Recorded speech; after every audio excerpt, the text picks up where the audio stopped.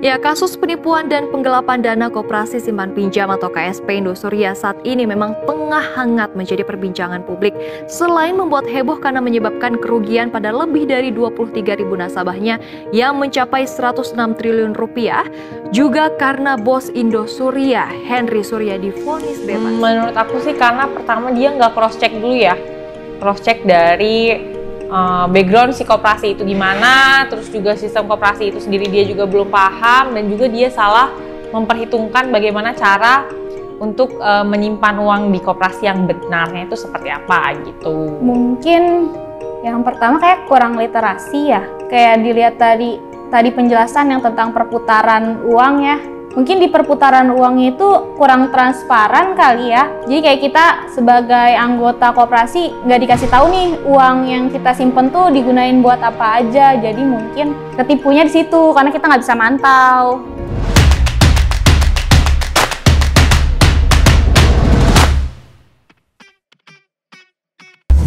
Nah, kira-kira kapan pertama kali kakak tahu yang namanya koperasi? Koperasi itu aku tanya kayaknya pas waktu SD deh ya, waktu tahu koperasi itu.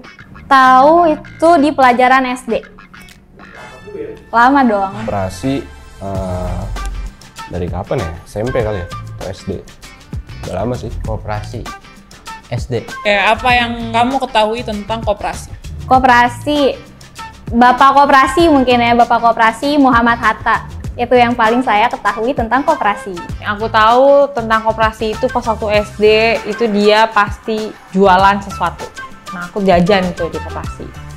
Kalau pribadi sih biasanya itu dengar koperasi buat simpan pinjam, terus buat taruh uang, pinjam uang. Koperasi ya, kalau pas pertama kali tahu kan pas SD ya. Di koperasi SD itu kayak jual ATK, jual baju. Cuma nggak tahu kalau sekarang ya, koperasi kan masih kayak.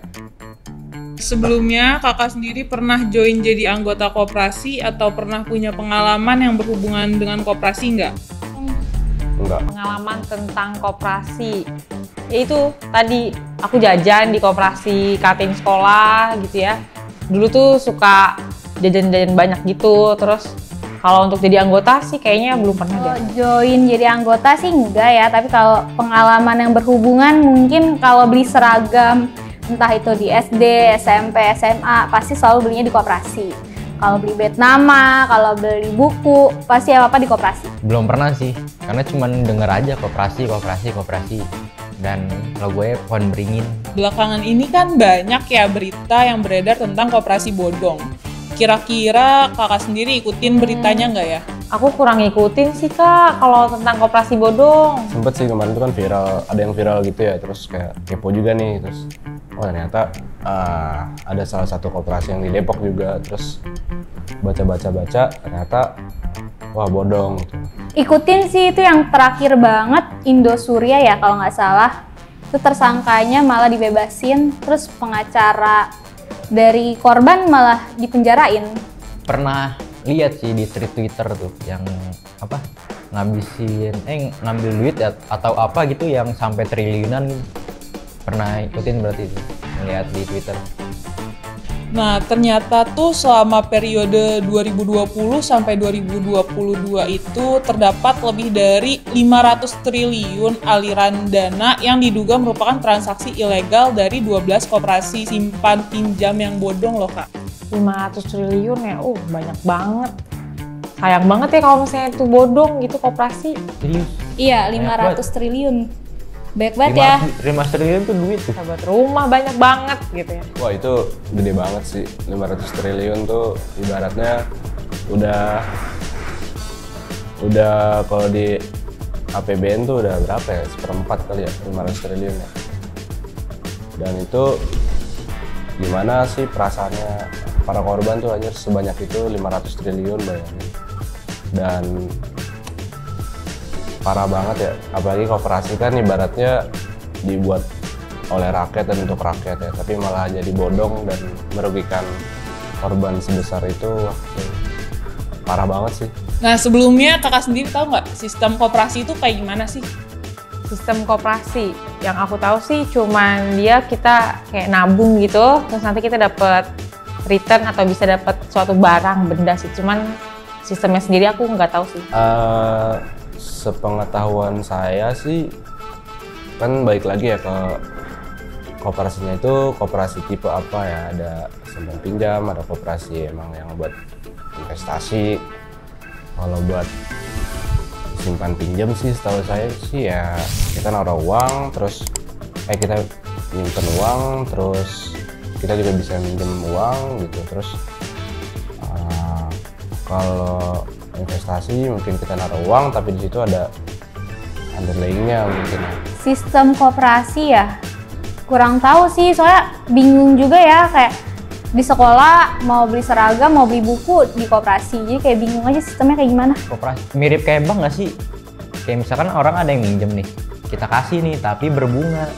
Nah nanti uang kita tuh bekerja dengan sistem bunga yang ada, gitu gak sih?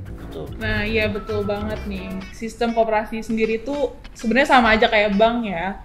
Jadi kalau mau nyimpen dana di koperasi itu pastinya harus daftar diri dulu jadi anggota koperasi. Nanti dana dari para anggota koperasi itu bisa disalurkan entah itu untuk bisnis ataupun bisa juga untuk pinjaman anggota, yang dimana nanti pinjaman itu sendiri pastinya akan berbunga.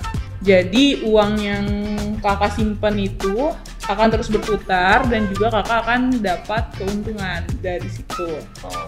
Nah kira-kira menurut kakak sendiri kenapa sih orang-orang bisa ketipu sama koperasi bodong? Menurut aku sih karena pertama dia nggak cross check dulu ya, cross check dari background si koperasi itu gimana, terus juga sistem koperasi itu sendiri dia juga belum paham, dan juga dia salah memperhitungkan bagaimana cara untuk menyimpan uang di koperasi yang benarnya itu seperti apa gitu. Karena mungkin sama aja ya kayak platform lain ya, kayak misalkan ada pinjol atau ada investasi bodong lainnya, kayak mungkin sebenarnya masalahnya satu ya, di kebutuhan para korbannya itu ya, mereka mungkin sama, itu kebutuhannya uang. Mereka mungkin mau pinjam uang, mau cari investasi yang aman, atau mereka mau mendapatkan return besar tapi mau dengan modal yang sedikit gitu. Jadi kan balik lagi ke investasi, dimana kalau ya dia high risk berarti high return, kalau low risk berarti low return gitu. Dan balik lagi mungkin edukasinya ke masyarakat ya, banyak yang termakan sama omongan-omongan janji para pelaku-pelaku itu.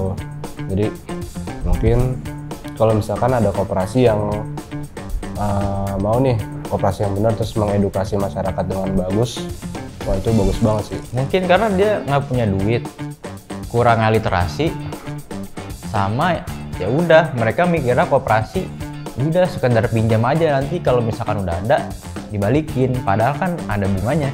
Mungkin karena itu jadi mereka udah minjem mau balikin nggak bisa, dia Kayak jatuhnya kayak kelilit pinjol ya? ya mirip-mirip loh. Cuma Nah. ini dengan nama koperasi. Iya, asas kekeluargaan Iya. adalah ya. Mungkin yang pertama kayak kurang literasi ya. Terus kayak dilihat tadi penjelasan yang tentang perputaran uang ya. Mungkin di perputaran uang itu kurang transparan kali ya. Jadi kayak kita sebagai anggota koperasi nggak dikasih tahu nih uang yang kita simpen tuh digunain buat apa aja. Jadi mungkin ketipunya di situ karena kita nggak bisa mantau. Oke, menurut kakak sendiri ada nggak sih koperasi yang perputaran uangnya itu jelas dan juga transparan? Kayaknya nggak tahu sih, kayaknya nggak ada deh. Yang kayak gimana tuh kayak transparan koperasi itu? Kayaknya aku belum terlalu tahu deh. Atau saya sih belum. Emang ada? Nah, ternyata tuh ada loh Kak, koperasi yang perputaran uangnya itu jelas dan juga aset dari perputaran uangnya itu ternyata proper, kayak misalnya properti, terus juga ada villa juga, dan sudah terdigitalisasi nih, jadinya lebih transparan. Kira-kira kakak tertarik dengan koperasi yang satu ini atau enggak? Di mana tuh? Kakak penasaran gak nih nama koperasinya apa? Apa tuh? Penasaran sih namanya apa? Nah, namanya itu Koperasi Digital Property. Jadi kakak nanti bisa ngecek ya di websitenya atau juga kakak bisa langsung download aplikasinya nih kak. Tertarik? Tertarik sih, tapi di website ada. Ada websitenya. Boleh lihat ya? Boleh tuh. Boleh, coba aja lihat. Tertarik sih, apalagi ada kata-kata digital ya, kayak cocok banget untuk kaum Gen Z dan milenial. Oh iya, udah ada aplikasi juga ya. Ih, keren banget. Wah. Udah ada. Terus untuk simpen dananya juga minimal 100.000 ya. Oh ini. Iya, betul banget. Desainnya milenial banget ya. Jadi kayak easy to use gak sih? Bener. Cocok ya buat milenial. Stok dulu. Siapa tahu tertarik ya kan? Oh ini ya, tampilannya juga, wih ini mah milenial nih, cocok banget. Keren kan? Keren banget. Oh ini aset-asetnya, widih. Oh minimal simpanannya 100.000 doang. Tertarik. Oke, makasih ya kak udah mau berpartisipasi di segmen Tanya Dong kali ini. Iya. Jadi teman-teman kalau misalnya mau yang koperasi digital dan modern pasti Koperasi Digital Property. Gila keren. Oke deh, makasih ya infonya.